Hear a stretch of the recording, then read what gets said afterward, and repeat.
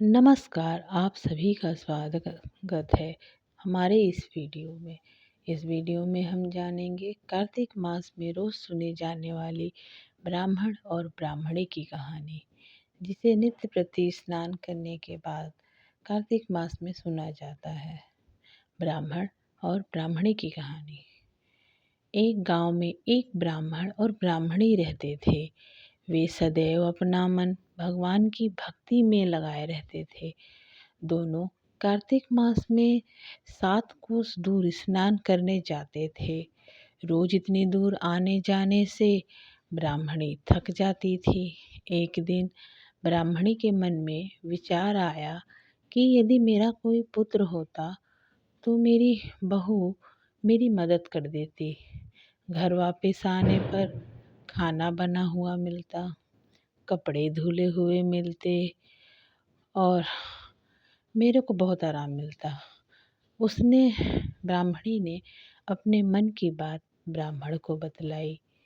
तब ब्राह्मण ने सोचा कि मैं तेरे लिए क्यों ना बहू ही ला दूं।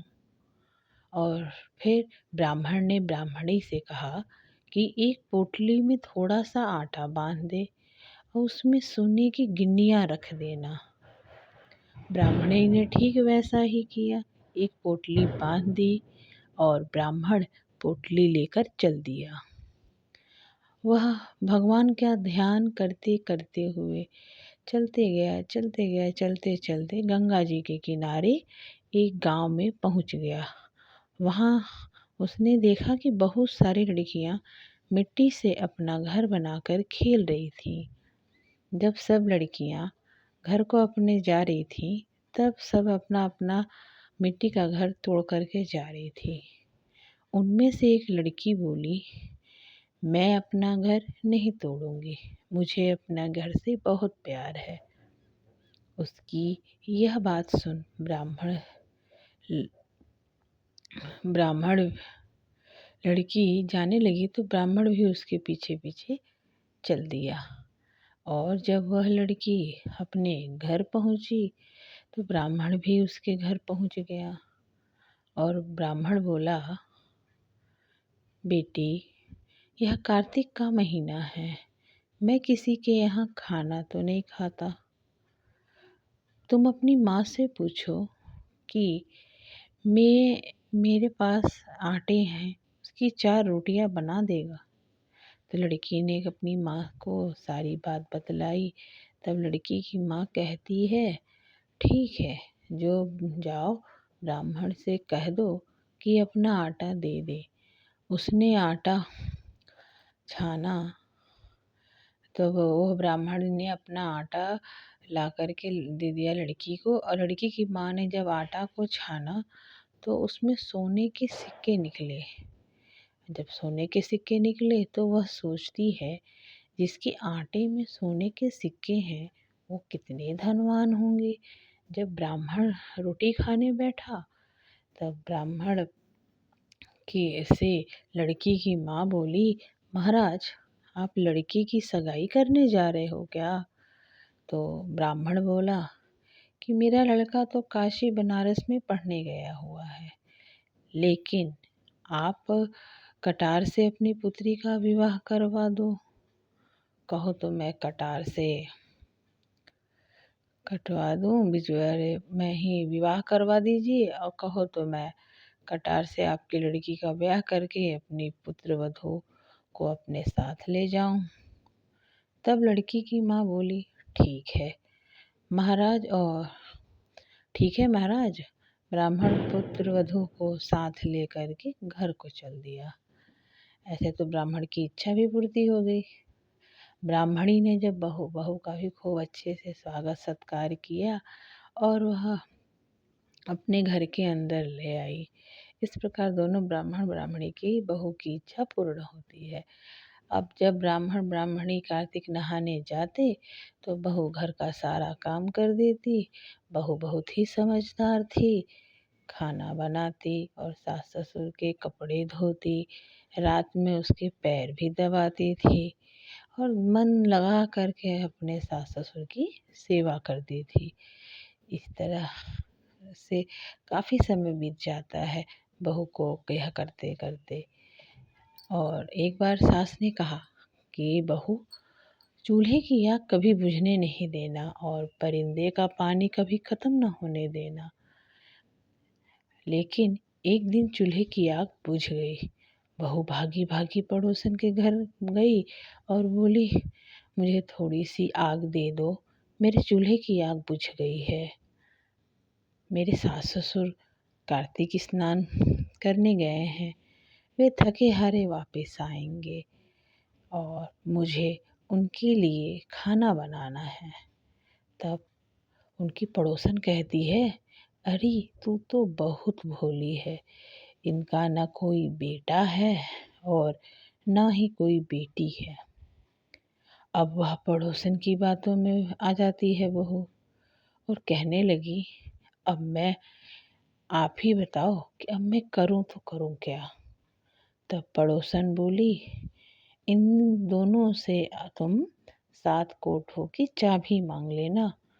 तब जब सास ससुर घर आए तो वो बहुत उदास थी बहू, कुछ नहीं बोली।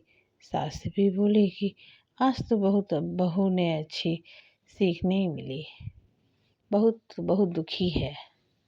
अगले दिन जब सास ससुर कार्तिक स्नान करने जाने लगे तो बहू बोली कि मुझे तो 7 कोठों की चाबी चाहिए।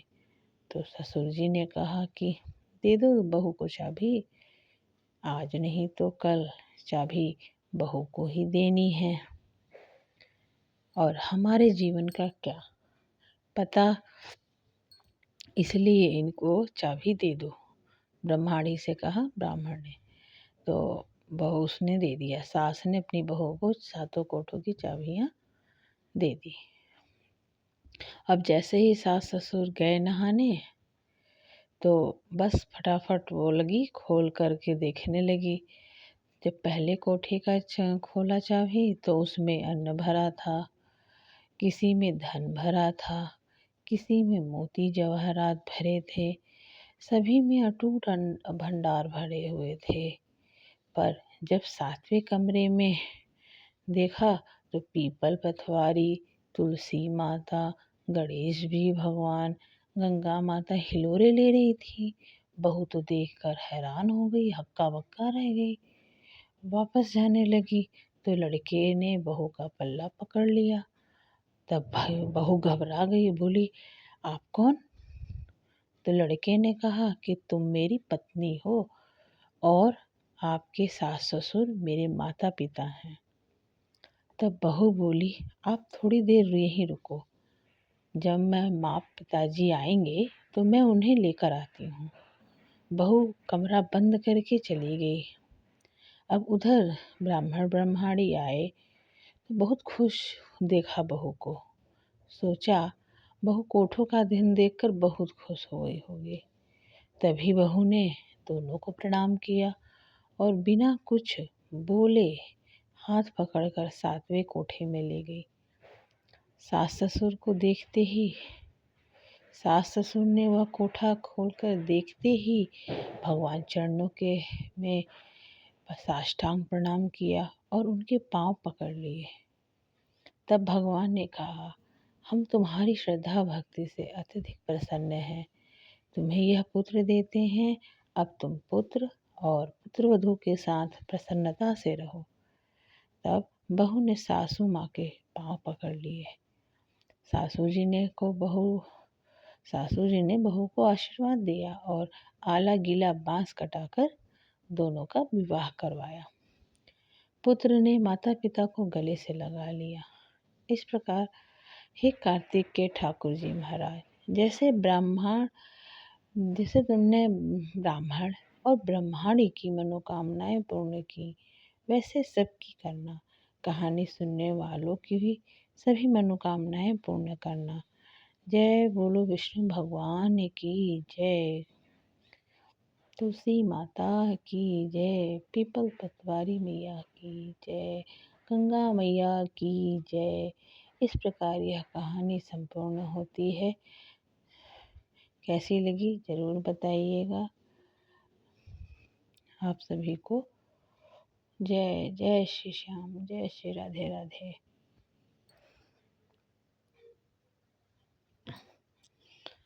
और इसमें कार्तिक मास में बहुत सारी कहानियाँ सुनी जाती हैं, उनमें से यही एक कहानी है जो नित्य प्रति सुनना चाहिए। आप सभी माताओं को, बहनों को मेरा कोटि कोटि प्रणाम, जो भी यह स्नान कार्तिक मास में करती हैं। जय श्री श्याम।